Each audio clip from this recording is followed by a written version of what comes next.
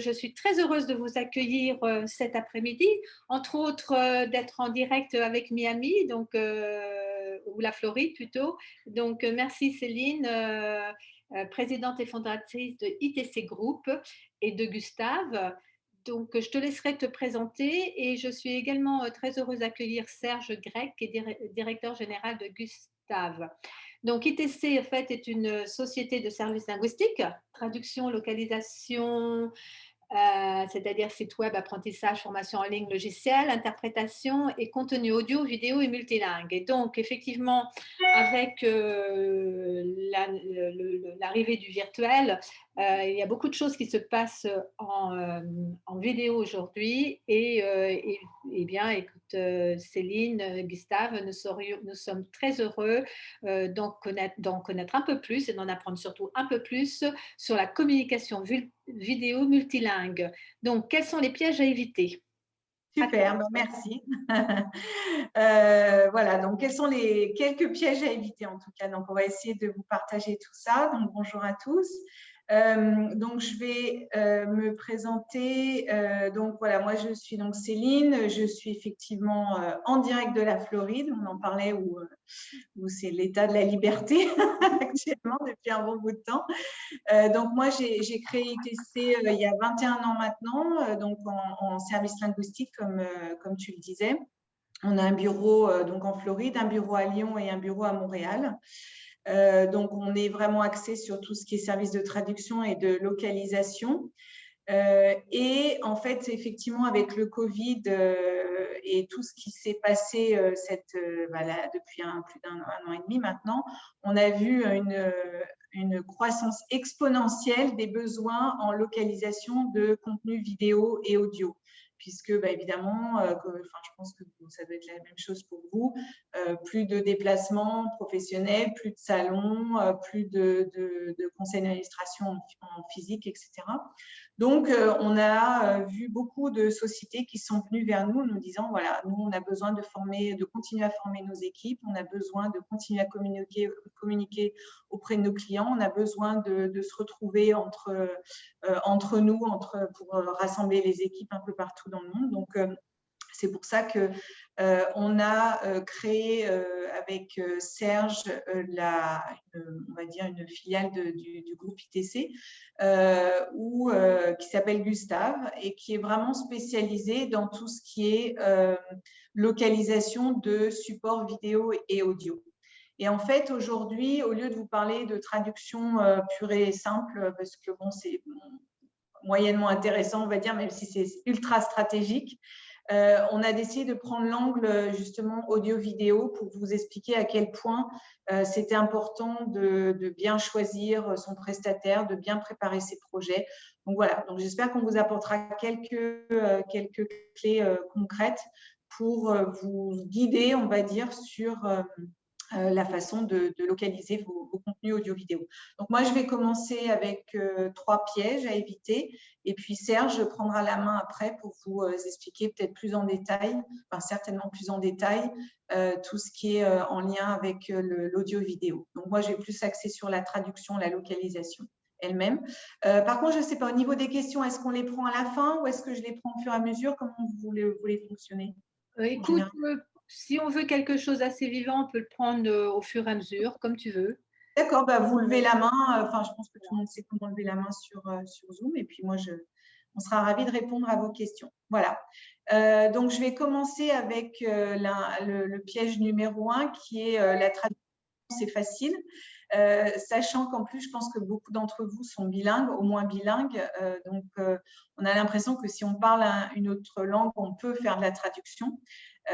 On l'entend énormément auprès de nos prospects et certains de nos clients. Donc, je voulais vous montrer quelques exemples que vous avez peut-être certainement vus, mais des exemples de très mauvaises traductions qui ont été faites par des sociétés qui sont quand même très réputées. Vous avez le fameux Pepsi, le Come Alive with Pepsi, et qui a été traduit en chinois. Si on traduit littéralement, c'est Pepsi brings your ancestors back from the dead. C'est quand même assez calamiteux, on va dire. J'ai mis un exemple d'une étiquette aussi, vous voyez que c'est Made in China et ça a été traduit par fait en Corée. Vous avez la publicité pour Electrolux, Nothing sucks like an Electrolux. Bon, ceux qui parlent anglais comprennent que c'est vraiment pas une bonne chose pour l'image de la société. Et puis, la dernière exemple que je vous ai mis là, c'est d'ailleurs quelque chose qui est toujours en ligne. Staples, donc je pense que vous connaissez cette société qui fait des équipements pour bureau. Et donc là, si vous voyez bien, donc il y a plusieurs formes de ciseaux, notamment straight, qui a été traduit littéralement par hétéro au lieu de droit. Voilà. Donc ça, ce sont des petits exemples un peu marrants, mais qui peuvent s'avérer pas trop drôles quand on est une société et qu'on a une réputation et une image à maintenir. Et puis, j'avais quelques exemples dans l'autre slide donc je pense que vous avez tous vu ces vidéos sur YouTube où on peut sous-titrer de façon automatique les dialogues. Donc là, je vous passe en plus des fautes de grammaire et d'orthographe, vous voyez un peu le niveau qu'on peut obtenir. Si vous regardez Netflix, il y a aussi quand même pas mal de séries qui ne sont pas extrêmement bien ou doublées ou sous-titrées. Donc voilà, donc c'était tout ça des petits exemples un peu drôles, mais qui vous montrent à quel point c'est important de prendre la traduction comme quelque chose de pas si simple que ça. Pour nous en tout cas et pour tous mes confrères qui sont dans la localisation et la traduction, on fait appel à des gens qui sont diplômés en traduction, qui sont spécialisés, qui savent utiliser aussi tous les outils qui sont autour de la traduction et de la localisation, c'est-à-dire pas simplement traduire un fichier Word, mais aussi pouvoir s'adapter à différents supports et différents formats. Voilà, donc c'est vraiment un service, c'est vraiment de la linguistique plus que simplement transposer un texte vers un autre. Et là, vous avez des exemples concrets et forcément, l'image de votre société passe par pas uniquement le langage de langue maternelle, mais aussi par le biais de ce que vous allez traduire. Voilà, donc c'est un réel métier. Ensuite, un autre piège, c'est, je pense que ça doit parler à plusieurs personnes, la traduction, c'est rapide à faire, hein. Il y a juste à prendre une phrase et puis la traduire, et puis voilà. Donc, mon idée ici, c'est oui, ça peut l'être si on veut de la qualité médiocre. Oui, effectivement, on peut avoir quelque chose de rapide. Mais encore une fois, l'idée ici, c'est de vraiment vous donner quelques clés pour aider votre prestataire en fait à ce que ce process soit le plus rapide possible sans pour autant bâcler. Et en fait, l'idée, c'est que nous, ce qu'on voit auprès de nos clients, c'est que souvent, ils arrivent sans avoir préparé leur projet en amont. Et c'est ça qui nous fait perdre du temps, en fait. C'est ça qui nous fait perdre du temps parce que la traduction, bien souvent, malheureusement, arrive en bout de course, et que ce soit une vidéo, que ce soit un document d'ailleurs. C'est-à-dire qu'on voit qu'une société, et ça fait toujours un peu mal au cœur, elle a passé des mois à préparer une belle plaquette, une belle vidéo, un beau support de e-learning, etc. Et puis, on dirait qu'à la dernière minute, avant de lancer le projet, la société se dit, zut, on a oublié le fait qu'on allait l'envoyer en Allemagne, en Chine, en Corée, en Argentine, et que quelqu'un se dit, comment va-t-on faire pour traduire ? Donc, c'est important de préparer en amont. Donc là, je vous ai mis quelques idées en fait à prendre en compte. Une des choses majeures, c'est quel est votre public cible. Ça, c'est quelque chose qu'on oublie souvent, mais encore une fois, c'est notre métier de le rappeler, donc ça tombe bien qu'on se parle aujourd'hui. C'est vraiment savoir quel est le public ciblé. Pour ceux d'entre vous, par exemple, qui font du business avec le Canada, je ne sais pas s'il y en a, mais c'est vrai que vous n'allez pas utiliser les mêmes voix, le même langage si vous adressez à des Français de France ou des personnes qui parlent au Québec, par exemple, qui parlent québécois. Donc ça, c'est extrêmement important. L'espagnol du Mexique n'est pas le même que l'espagnol en Espagne. Le portugais du Brésil n'est pas le même qu'au Portugal.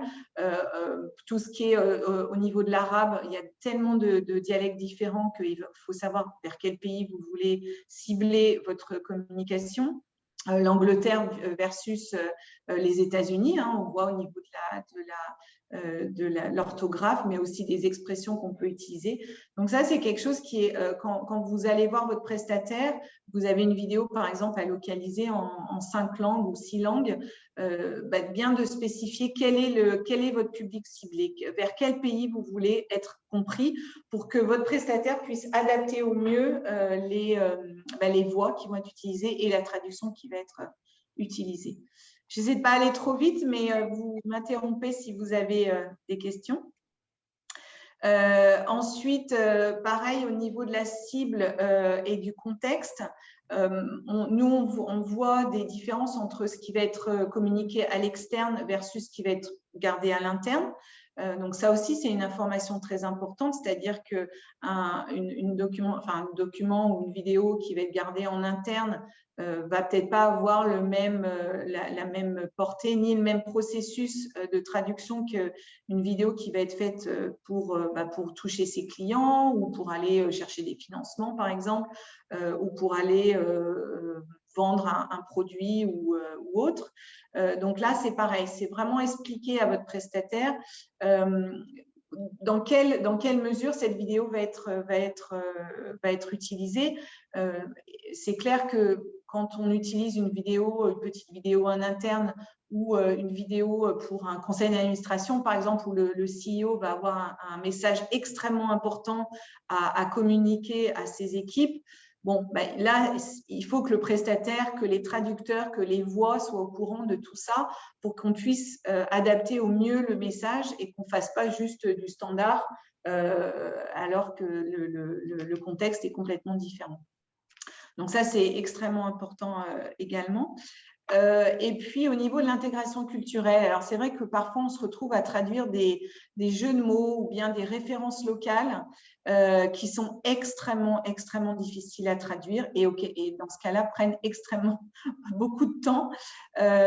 Donc, dans l'absolu, si vous avez la possibilité dans vos vidéos, dans vos messages écrits ou même vos sites web, si vous pouvez éviter de faire des références à des choses qui sont vraiment très, très locales, voilà, faire référence à des personnalités qui sont connues uniquement dans le pays ou des proverbes ou bien des références culturelles qui sont vraiment très, très ancrées dans un pays, parce qu'après, à transposer, c'est pas évident. Là aussi, il faut faut faire extrêmement attention. Votre prestataire sera en mesure de vous conseiller, c'est-à-dire que il y a des couleurs, par exemple, qui sont bannies dans certains pays. Il y a des façons de parler, le tu versus le vous, par exemple, suivant les pays, sont acceptés ou pas. Voilà. Donc, c'est vrai que si en amont, vous êtes en mesure d'éviter ce genre de jeu de mots ou de références trop marquées, c'est toujours mieux pour prévoir pour la traduction. Et puis, je donnais un exemple, on a eu à traduire des brochures très, très, très poétiques pour des dessous féminins. Donc, on a eu à les traduire du français vers plusieurs langues. Alors, j'ai rien contre les Allemands, bien au contraire, mais les traducteurs allemands ont eu pas mal de mal, ont eu beaucoup de mal à traduire avec autant de finesse et avec autant de poésie, parce que les textes étaient tellement poétiques et tellement perchés, entre guillemets, que ça a été très, très difficile pour les traducteurs de traduire ça. Voilà. Donc, cela sont des petits tips, on va dire, pour vous aider à préparer en amont et pour arriver devant votre prestataire avec un maximum d'informations pour optimiser le process qui va bien derrière. Après, au niveau de l'organisation, moi, je recommande toujours d'avoir une personne en interne qui va aller coordonner toutes les personnes qui vont être demandeuses de traduction en interne. Nous, ce qu'on voit très souvent, c'est que vous avez le service juridique, le service RH, le service marketing, le service communication qui vont avoir des besoins, mais qui le font de façon tellement indépendante qu'ils se retrouvent avec de la terminologie qui est différente, qui se retrouvent avec des termes qui sont des termes maison qui ne sont pas forcément traduits de la même façon. Donc, c'est vrai que de plus en plus, ce qu'on peut recommander en tout cas, c'est d'avoir une personne interne qui va aller vraiment rassembler toutes ces demandes pour optimiser après le travail du prestataire linguistique. Donc ça, c'est quelque chose qui parfois peut être vu comme une perte de temps, mais je vous assure que c'est vraiment quelque chose qui peut être un gain de temps en termes de qualité, en termes de temps et forcément en termes d'argent aussi. Voilà. Après, anticiper les processus de relecture ou de validation interne. Ça, c'est extrêmement important et surtout pour les vidéos, dans la mesure où quand vous lancez la localisation d'une vidéo, nous, on va faire intervenir des voix. Donc, enfin, mon Serge expliquera le processus, mais il y a la transcription, il y a la traduction, après on enregistre des voix ou alors on met des sous-titres.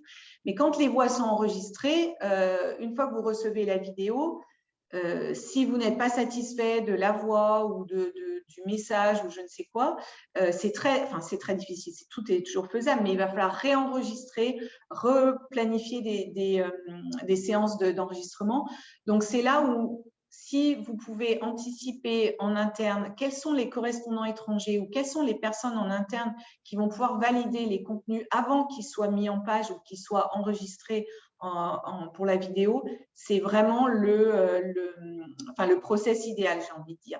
Parce que même si on fait appel à en l'occurrence, des traducteurs spécialisés, que ce soit ETC ou d'autres prestataires, on fait tous la même chose, on va faire intervenir des traducteurs spécialisés dans divers domaines, le médical, le technique, le juridique, etc. Mais n'empêche que dans vos sociétés, vous avez tous un jargon propre, qui est peut-être même pas grammaticalement correct, qui n'est peut-être pas au niveau de la terminologie qui est pas correcte, mais n'empêche que nous, de plus en plus, on a des clients qui nous disent, voilà, moi je veux utiliser telle et telle terminologie pour que mes clients s'y retrouvent, ou alors ça peut être une terminologie qui est utilisée depuis tellement d'années que si on la change d'un seul coup, les personnes ne vont plus comprendre. Donc si vous envoyez une vidéo pour expliquer comment fonctionne une machine à vos clients au Japon, par exemple, et qui ne retrouvent pas la terminologie qu'ils ont vue sur les brochures depuis 20 ans, il va y avoir un décalage qui peut être embêtant. Donc, dans l'idéal, le processus idéal, c'est vraiment d'avoir des validateurs en interne et qui parlent la langue. Si c'est le cas, dans ce cas-là, le dire à votre prestataire en amont pour que les traductions soient validées dans un premier temps et qu'après, les enregistrements des voix ou la mise en page ou l'intégration des traductions sur votre site web soit faite. Voilà. Donc ça, c'est vraiment le processus idéal. Si vous n'en avez pas, notre métier, c'est quand même de faire en sorte que la qualité soit la meilleure possible, mais on ne va pas forcément connaître votre jargon et votre terminologie qui est vraiment propre à votre entreprise. Voilà, donc ça c'est un point. Et puis, voilà, je le redis, ne pas s'y prendre à la dernière minute. Encore une fois, j'ai vu tellement de projets où on voit des magnifiques sites web, des brochures magnifiques, des vidéos qui sont hyper bien réalisées, hyper bien produites. Et malheureusement, on s'adresse à nous un peu à la dernière minute, et ce qui fait que nous, on doit se dépêcher à traduire, dépêcher à transcrire, dépêcher à enregistrer. Et c'est vrai que c'est jamais l'idéal de travailler dans l'urgence comme ça.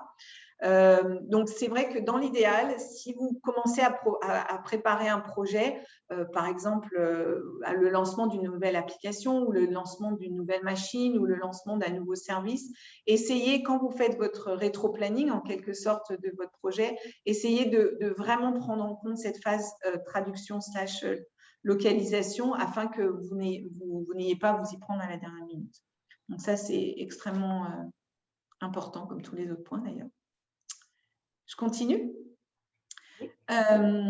Donc après, au niveau de l'optimisation des coûts, là encore, je prêche un peu pour ma paroisse largement même, mais on a vu tellement de clients qui, voilà, comme je vous disais au départ, qui confiaient ces traductions ou à des personnes en interne qui parlent de langue et en fait on a dû tout refaire, mais pas parce qu'ils sont mauvais, mais parce que c'est pas leur métier, qu'il y a plein d'automatismes qu'ils n'ont pas. Donc vraiment voir la traduction comme un investissement et qui fait vraiment partie de la stratégie de développement des ventes à l'international. alors, c'est vrai que les sociétés sont à des niveaux différents. On a beaucoup de clients qui sont encore en stade de réaction, c'est-à-dire qu'ils vendent une machine, par exemple, en Allemagne, et leur client leur dit, attendez, moi, il me faut absolument l'explication de la maintenance en allemand. Donc, ils vont être réactifs, c'est-à-dire qu'ils vont nous contacter parce qu'ils ont besoin, ils ont une demande vraiment très spécifique. Après, vous avez l'extrême inverse, comme Apple, par exemple, qui, eux, sont vraiment au niveau de l'optimisation de la localisation, qui, eux, vont vraiment intégrer toute la localisation, non seulement quand ils vont lancer le projet, mais même au départ à la conception du projet. Et c'est là où ils vont prendre en compte toutes les spécificités culturelles, tous les canaux sur lesquels vont être communiqués ces nouveaux produits, etc.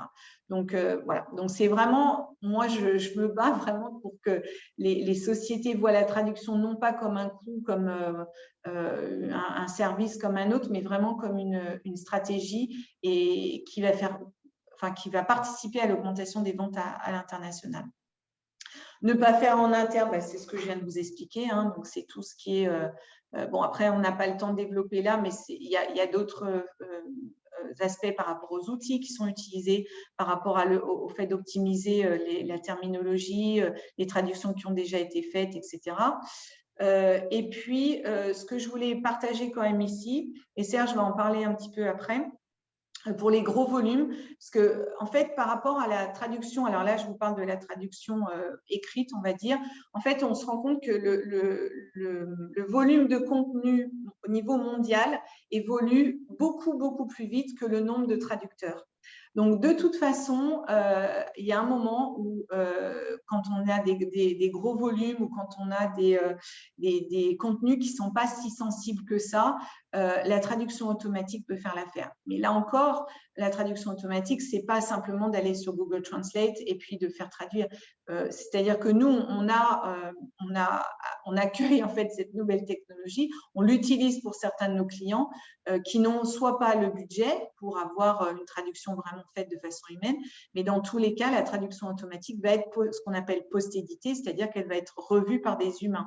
Et plus ça va, et plus on va tendre vers ça, parce que les moteurs de traduction automatique deviennent de plus en plus évolués, en plus avec l'intelligence artificielle. On les entraîne de mieux en mieux. Puis il y a tellement de contenus bilingues sur les réseaux, sur le web, que ces moteurs sont de mieux en mieux entraînés. Donc, la traduction automatique, je suis bien passée pour le dire, c'est absolument pas un gros mot. Ça peut être une option. On a par exemple des clients qui ont des énormes volumes ou des énormes… Peut-être que vous avez eu ce genre de documents, des appels d'offres, par exemple, qui doivent être traduits et qui, en général, représentent des contenus extrêmement volumineux. Ils n'ont pas forcément ni le temps ni le budget de le faire par des humains. Donc, la traduction automatique peut être une option. Ou alors, ça peut être des documents qui vont être simplement utilisés en interne pour information. Et auquel cas, la traduction automatique post-éditée peut largement peut donner ce dont les clients ont besoin. Donc, ça, c'est quelque chose que vous pouvez voir avec votre prestataire. Est-ce que la traduction automatique peut être une option? Et Serge en parlera aussi, la voix de synthèse. Ça aussi, ça se développe énormément parce qu'on est on est un peu moins avancé sur les voix de synthèse que sur la traduction automatique, mais encore une fois, de plus en plus, avec l'intelligence artificielle, alors on n'en est pas à avoir une tonne d'émotions dans les voix de synthèse. On n'est pas encore là, mais on arrive à avoir de plus en plus de voix de synthèse qui peuvent vraiment assurer faire en sorte que le contenu soit compris. Par exemple, pour tout ce qui est e-learning, là, on a fait beaucoup de e-learning pour Thermomix qui sont allés s'installer au Canada, au Québec. Ça va très bien. Je veux dire, il n'y a pas besoin d'émotion pour expliquer comment marche un robot. Par contre, si vous voulez quelque chose qui soit plus dans la communication du message de votre société ou quelque chose qui soit plus dans l'émotionnel ou, comme je disais tout à l'heure, un CEO qui s'adresse à ses équipes, là, c'est sûr que c'est un peu différent. Donc, encore une fois, mais ce ne sont pas des gros mots et il faut vraiment le prendre en compte dans sa stratégie. Alors, après, au niveau du piège numéro 3, n'importe quel fournisseur fera l'affaire. C'est un marché… Alors, pour ceux qui ne connaissent pas le monde de la traduction, on a l'impression que c'est assez nouveau et assez unique, mais en fait, pas du tout. C'est extrêmement compétitif, concurrentiel comme secteur. Donc, vous avez le choix entre énormément de fournisseurs. Je pense que vous devez certainement être sollicité d'ailleurs assez souvent. Donc là, je vous ai mis quelques petites clés. Alors, je ne vais peut-être pas les détailler chacune, mais c'est pour vous donner un peu une idée. Et puis, de toute façon, on partagera cette présentation, donc on pourra aller plus en détail. Donc, c'est vraiment essayer de pas seulement regarder le site web ou peut-être même la réputation, mais c'est plein de petites choses à regarder au niveau du positionnement. Est-ce que cette société appartient à des organisations au niveau du métier lui-même? Pose les bonnes questions, hein, comme j'ai décrit un peu précédemment. Vraiment, est-ce qu'elle vous pose les bonnes questions sur le public que vous ciblez par rapport à votre budget? Quelles sont vos attentes? Vraiment, quel est votre process interne? Et puis, on le voit de plus en plus par rapport, enfin, en tout cas, moi, je le constate de plus en plus depuis le Covid, la politique RSE, avant, c'était un petit peu, voilà, tout le monde mettait sa politique RSE sur son site web. Mais là, de plus en plus, moi, je vois que c'est quelque chose que nos clients nous demandent majoritairement. Ils veulent savoir comment est-ce qu'on traite nos employés, comment est-ce qu'on traite nos sous-traitants, quels sont les processus qu'on a en place pour protéger l'environnement, pour protéger nos salariés par rapport au fait qu'ils soient tous en télétravail, au niveau de l'ergonomie, quel est aussi… on a de plus en plus de clients qui nous demandent qu'est-ce que vous faites pour votre communauté. Donc ça, c'est un point qui, à mon avis, bon, qui n'a pas vraiment à voir avec la traduction, mais quelque chose qui devient de plus en plus important. Et voilà, moi, j'y suis particulièrement sensible, donc je pense que ça peut être un point intéressant à prendre en compte. Après, c'est l'agilité. Là, c'est pareil. C'est un mot qu'on utilise souvent en ce moment, mais c'est une réalité. C'est-à-dire que plus ça va et plus, en tout cas, moi, je le vois, nos clients veulent un one-stop shop. C'est-à-dire qu'ils veulent arriver chez nous ou chez un concurrent, peu importe, mais au lieu d'avoir leur prestataire qui va leur faire leur rédaction de contenu, puis ceux qui vont faire leur site web, puis ceux qui vont aller faire leur traduction, ceux qui vont faire leur brochure, ceux qui vont faire leur vidéo, plus ça va et plus on se rend compte que nos clients ont besoin, peut-être vous, ont besoin d'avoir un prestataire qui va rassembler en fait un écosystème autour d'eux pour avoir un seul interlocuteur ou en tout cas un nombre minimum d'interlocuteurs. Donc, c'est vrai que cette agilité est clé à mon avis, d'autant plus qu'on voit de plus en plus des projets qui sont complexes. Hein. Avant, on avait un fichier Word à traduire et puis voilà. Maintenant, on a des fichiers sur plein de plateformes, sur plein d'outils différents. La vidéo, comme Serge va le détailler, mais effectivement, on a de plus en plus de formats de fichiers différents qu'on n'avait pas avant. Donc, il vous faut un prestataire qui puisse s'adapter à toutes ces contraintes techniques notamment et en contraintes en termes de type de service. La méthodologie, donc pareil, ça c'est important. Voilà, quels sont les processus pour aller recruter les traducteurs et les voice talents, comme on les appelle. Ça, c'est pareil, hein, vous pouvez aller sur n'importe quel site et puis vous trouvez un traducteur ou un voice talent qui vous fera quelque chose de pas cher. Mais en fait, ce qu'il faut voir, c'est que dans les coulisses, non seulement il faut trouver la voix ou le traducteur, mais il faut aussi mettre en place tout le processus au niveau des outils, au niveau de la gestion de projet, en fait. Hein, parce que la gestion de projet, quand vous avez non seulement l'aspect technique, mais aussi l'aspect linguistique à prendre en charge, ça fait quand même beaucoup de choses à gérer. Et ça, un prestataire en service linguistique sait le faire. Et puis, évidemment, assurance qualité, ça, c'est extrêmement important. Et moi, je recommande, quand vous approchez un prestataire, de leur demander concrètement quel est le processus qualité lors d'un projet de traduction lambda, que ce soit une brochure, un site web ou une vidéo. Ensuite, au niveau des technologies, donc c'est ce que je disais aussi, vraiment avoir les outils qui vont faire en sorte qu'ils vont pouvoir gérer vos plateformes, vos types de fichiers. Et puis encore une fois, on voit de plus en plus de clients qui nous demandent de carrément aller se connecter sur leur CMS, leur Content Management System, ou alors qui ont des sites web et qui ont besoin à chaque fois qu'ils le mettent à jour, on aille traduire ces mises à jour. Donc ça, c'est quelque chose qui a encore 3 ans, je dirais 2-3 ans, on n'avait pas vraiment de demande à ce niveau-là. Mais de plus en plus, on a ce type de demande, et même au niveau des vidéos, c'est-à-dire que je pense que les clients en ont ras le bol d'utiliser les emails et ils ont envie d'avoir un portail, un endroit, une plateforme où ils puissent aller uploader leurs documents, uploader leurs vidéos, leur audio et que nous, après, on gère et que leurs prestataires puissent gérer ça en direct au lieu de s'envoyer des mails, utiliser WeTransfer qui n'est pas très sécurisé. Voilà. Bon, et puis, il y a la sécurité aussi, j'en ai pas parlé, mais c'est un point quand même extrêmement important. Et puis, le coût, évidemment. Donc là, moi, je pourrais vraiment détailler pour ceux que ça intéresse, tout ce qui est mémoire traduction pour assurer des économies. Mais là encore, même au niveau des vidéos, hein, on a des vidéos techniques, puisque de plus en plus, on a des clients qui nous demandent pas seulement de la vidéo pour communiquer, mais aussi pour former leurs clients. Même, je crois que Serge en partagera une, mais vraiment des vidéos où on va expliquer, tourner le boulon à gauche, enlever la trappe, etc. Donc, tout ça, c'est quand même des contenus qui sont redondants et on peut économiser quand on sauvegarde ces traductions, qu'on les réutilise au fur et à mesure du temps.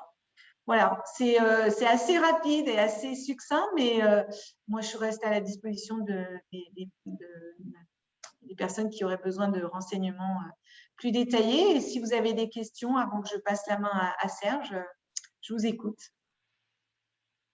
Est-ce qu'il y a des questions parmi les participants? Pendant ce temps-là, je vais donner, je vais poster Serge. Alors, il est où Serge? Voilà.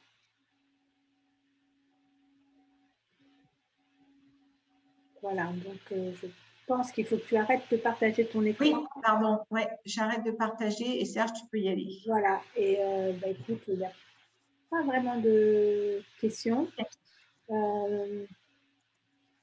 Alors, je me présente. Bonjour à tous. Je suis Serge de la société Gustave. Donc, une société qui est constituée de spécialistes en audiovisuel et en linguistique. Bien sûr, en linguistique grâce à la société ITC, puisque nous en sommes la filiale audio-vidéo, comme l'a expliqué Céline, notre présidente. Naturellement, on est implanté sur les marchés européens au sens large et aux États-Unis et au Canada. Donc, l'objectif qu'on a, il est très, très simple. Et ça vient bien sûr sur la droite ligne de ce que vient de dire Céline, c'est de rendre accessibles vos vidéos. Donc, Gustave va mettre en place des moyens linguistiques grâce à ITC et des moyens audiovisuels grâce à nos techniciens en interne. Deux techniques principales pour rendre accessibles vos vidéos à l'export. La première technique, c'est celle du sous-titrage et on évoquera après le doublage avec les différentes solutions qui se proposent. Et on terminera, si on a encore un peu de temps, sur des conseils en amont, c'est-à-dire au niveau de la production audiovisuelle. Voilà, si vous devez penser sur des marchés à l'export, dès la conception de votre production audiovisuelle, il faudra avoir quelques petits réflexes. Concernant le sous-titrage, du coup, c'est quelque chose qui en fait, peut être considéré comme pas cher, voire gratuit. C'est pour ça que j'ai mis le gratuit fait gagner de l'argent. C'est un piège. Je m'explique. Il y a beaucoup de plateformes, vous les connaissez, je ne vais pas les nommer, qui permettent de sous-titrer et de traduire automatiquement vos vidéos. Alors évidemment, c'est pas cher. Et après, le problème, c'est qu'il y a un certain nombre d'erreurs de coquilles. Donc, en fait, finalement, la philosophie, c'est de dire que combien vous a coûté votre vidéo? Souvent plusieurs centaines, voire plusieurs milliers d'euros de livres. Et la traduction, le sous-titrage, ça coûte quelques dizaines d'euros, honnêtement, par minute. Donc, ça veut dire que vous allez vous passer, vous allez économiser bien sûr un peu d'argent, mais la notoriété négative et l'impact négatif que peut avoir un sous-titrage de mauvaise qualité, vous la connaissez. Donc, ça peut être comique, comme l'a montré Céline avec des coquilles sur les sous-titres. Ça peut être aussi une perte de vente, une perte de chiffre d'affaires. Donc, réfléchissez avant de penser que la gratuité est gratuite en audiovisuel. La gratuité fait gagner de l'argent en audiovisuel, pardon. Pour cela, finalement, je vais vous donner les 4 étapes essentielles en sachant que la plupart des choses peuvent être faites par vos services internes en marketing. Et évidemment, après, bah, si on présente ces étapes, c'est parce qu'on les maîtrise bien. Donc, je vous conseillerais quand même de passer par un professionnel de l'audiovisuel avec des compétences linguistiques pour les éléments que je vais vous montrer. La première des étapes, c'est que souvent, on a une vidéo où on a des scripts qui sont le scénario, le synopsis, le storyboard, ce que vous voulez, en fait, les choses qu'on avait à dire à l'interviewer ou qu'on avait à présenter. Le problème de cette transcription, des fois on l'a perdue, et d'autres fois surtout, la plupart du temps, elle n'intègre pas ce qu'on appelle les time codes, c'est-à-dire les repères temporels qui vont faire que votre sous-titre va arriver au bon moment. Donc, la transcription et le timecode est essentiel. Pour cela, il faut arriver à faire produire ce qu'on appelle un format SRT. Voilà. Si vous notez ce format, c'est le format standard, c'est le sésame pour bien sous-titrer.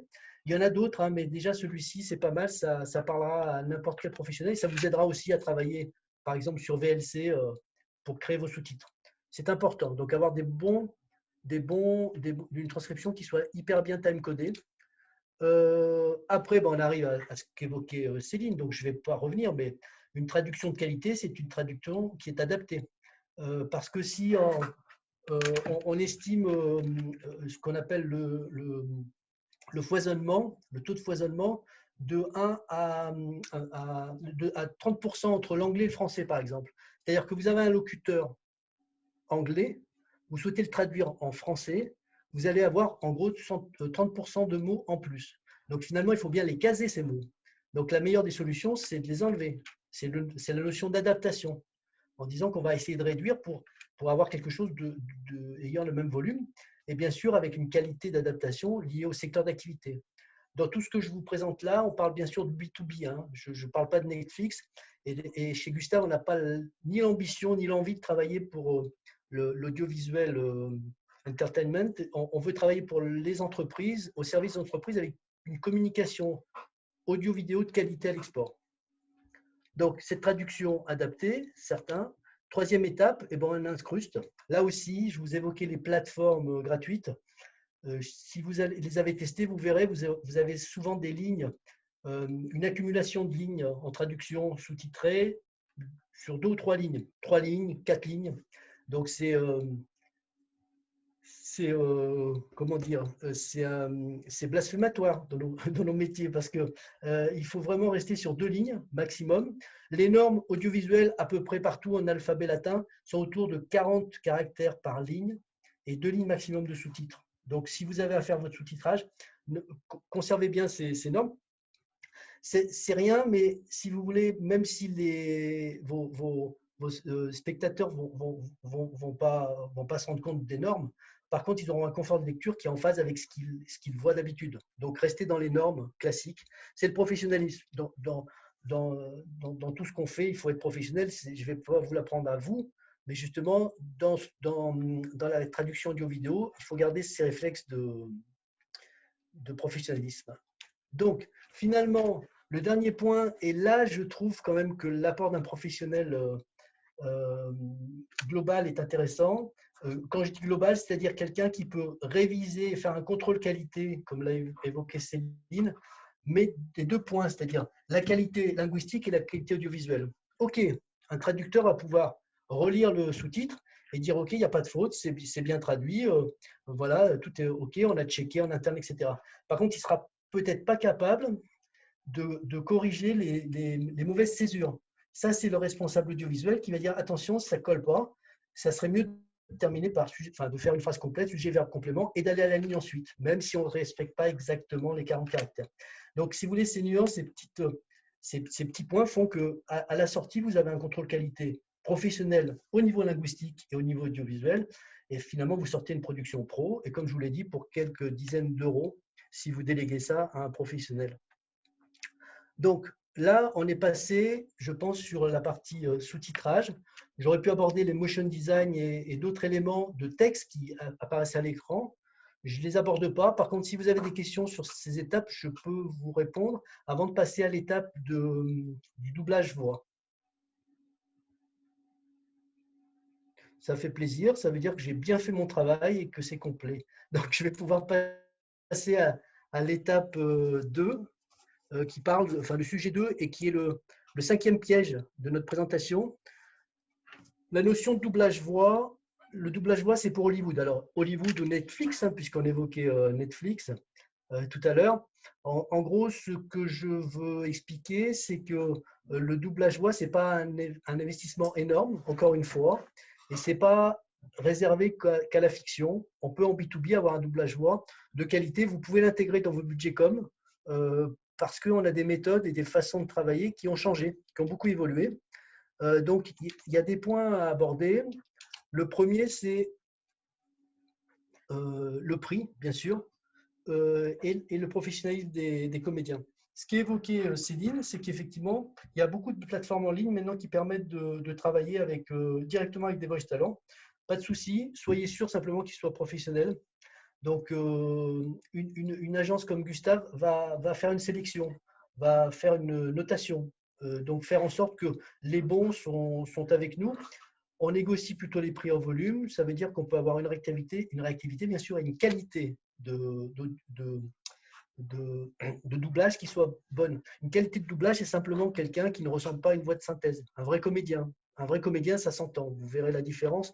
C'est-à-dire qu'il va mettre l'entrain et il va faire en sorte que votre message va bien passer. Si c'est un message pédagogique ou un message publicitaire, il va le faire avec ce qu'il faut de ton pour répondre à la cible. Donc, des prix accessibles comment? Si vous voulez, l'ancien business par rapport au doublage, c'est évidemment ce qu'on a toujours connu, c'est-à-dire un studio d'enregistrement de qualité avec des professionnels, des ingé-sons, du matériel, des centaines de milliers d'euros, enfin des dizaines de milliers d'euros d'investissement pour avoir un audio de qualité. Et là, vous allez être intégré dans ce qu'on appelle le monde de l'audiovisuel avec des normes cinématographiques. Ça coûte très cher. Ça coûte très cher et c'est pas évident qu'à Lyon, peut-être plus à Londres ou à Paris, on arrive à trouver le bon comédien avec le bon ton, la bonne voix, en chinois, en birman, en anglais, en français du Québec, comme disait Céline tout à l'heure. Donc, ça veut dire que votre stratégie export va être confrontée à la sélection des comédiens. L'idéal, c'est de travailler donc avec des gens qui sont directement natifs du pays que vous souhaitez viser, qui vont enregistrer en home studio. Donc, ça s'est démocratisé. Si vous avez l'occasion vous-même d'avoir investi dans des micros, vous verrez que ça ne coûte pas très, très cher pour avoir quelque chose de qualité. Évidemment, ça revient chez Gustave avec une notion de nettoyage de la voix, de l'écho, faire quelque chose de professionnel. On est quand même sur des choses qui vont être diffusées, donc il faut quelque chose de professionnel. Mais on a largement limité les coûts, puisque du coup, le comédien ne s'est pas déplacé. Et nous-mêmes, les investissements qu'on a en infrastructure studio sont limités pour le bien de tout le monde, donc avec des prix à la minute qui sont tout à fait compétitifs. Voilà.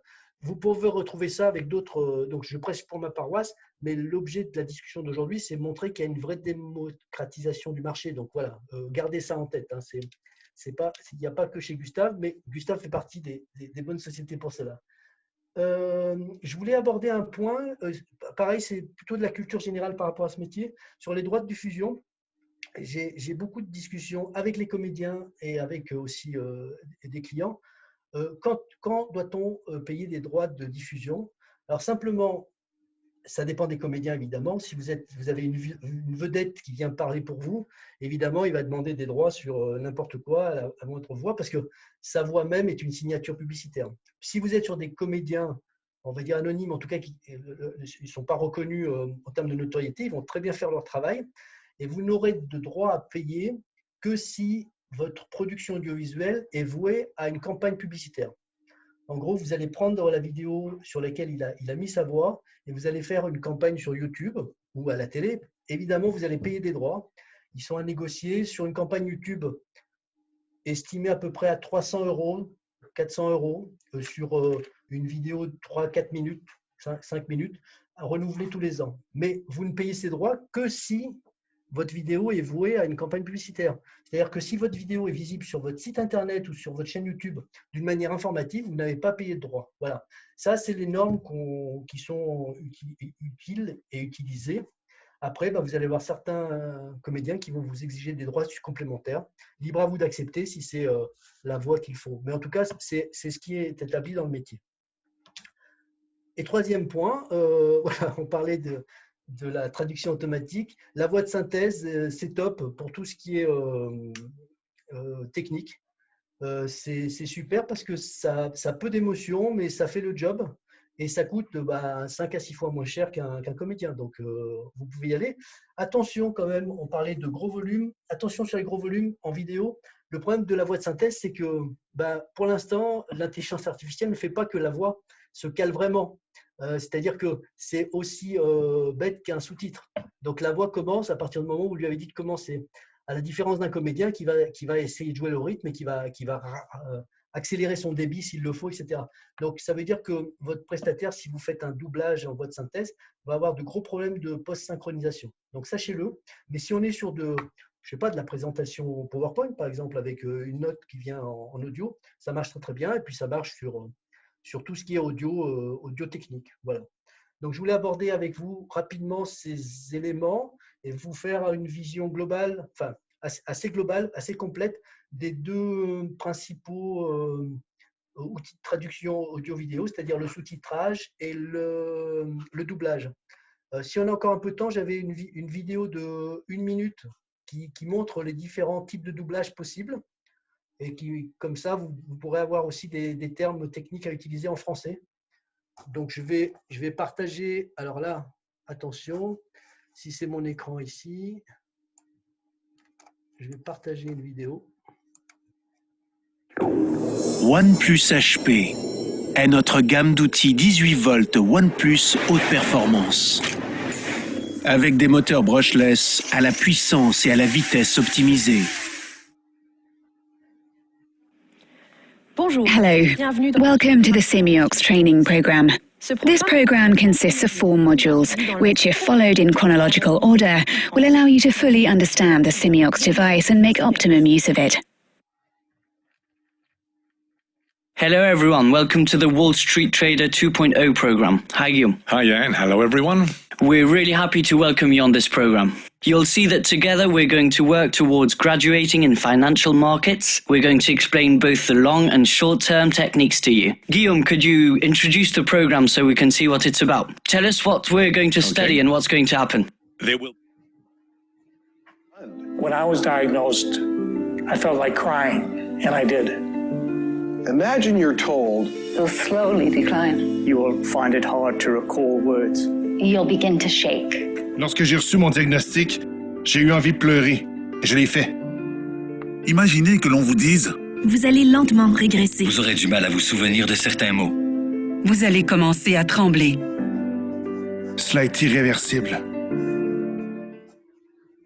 Donc, OK, simplement par rapport à cette petite combinaison, ce que je vous conseille fortement, c'est de travailler sur la partie, demander soit de la voix off, soit ce qu'on appelle du voice-over en français. En anglais, bien sûr, il y a d'autres termes, mais ça veut dire on couvre la voix en conservant la voix la voix d'origine. C'est meilleur pour la synchro, c'est plus facile pour l'adaptation. Dès qu'on est sur de la synchro labiale, comme le troisième exemple, c'est un peu moche. En plus, le choix du voice talent n'est pas terrible, mais ça, c'est un autre problème. Mais on voit vraiment, c'est un peu comme les pubs Kinder ou Ferrero. On ne sent pas l'émotion. Et après, si on arrive sur la toute dernière version qui est en synchro labial vraiment pointue, là, on est obligé de faire une adaptation vraiment à la bande rythmo, c'est-à-dire au phonème près, et ça coûte très, très cher.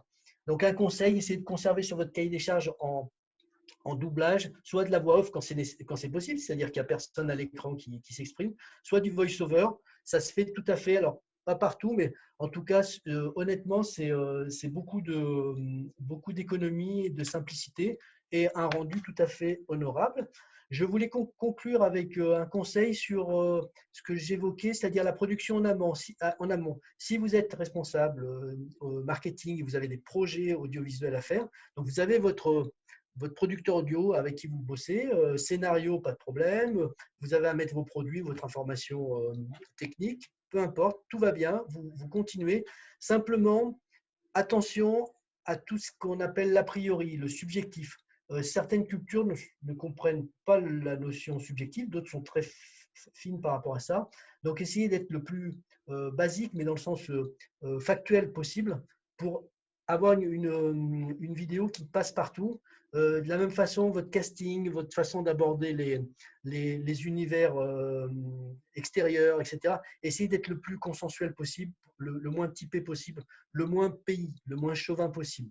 Alors après, évidemment, quand on parle de Made in France, par exemple, j'imagine que ça peut être un avantage marketing. Mais voilà, mais quand on est dans le discours, dans les gens qui échangent, essayez d'être universel.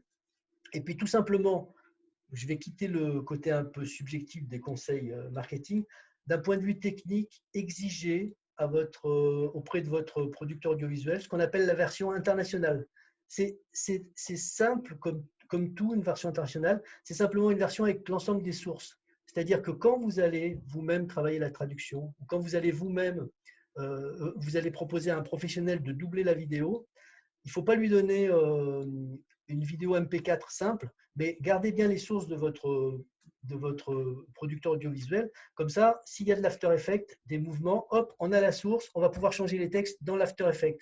Il y a une piste son, on l'enlève pour mettre Enfin, on l'enlève. En tout cas, on peut travailler la piste son et la piste voix en même temps. Si tout est aplati, comme un PDF par exemple, par rapport à InDesign, vous ne pouvez plus bosser dessus. Donc, en vidéo, c'est pareil. Il ne faut pas aplatir. En tout cas, si c'est la seule source que vous avez en production finale sur votre langue source, vous aurez du mal à faire de la langue cible de qualité. On fait ça tous les jours, avec grand plaisir. Mais par contre, ça a des coûts supplémentaires. Donc, si vous pouvez en amont penser à ça, ça sera super.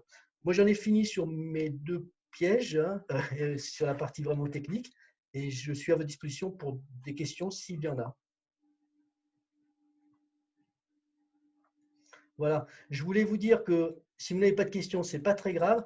Si vous voulez, par curiosité ou même connaître un peu les prix, parce que je vous parle de quelques dizaines d'euros, on a mis en place une plateforme e-commerce qui s'appelle mygustave.com, où vous pouvez sans commander déjà deviser en temps réel. On a fait un gros travail de données en temps réel, savoir combien vous coûtera un sous-titrage, une voix off.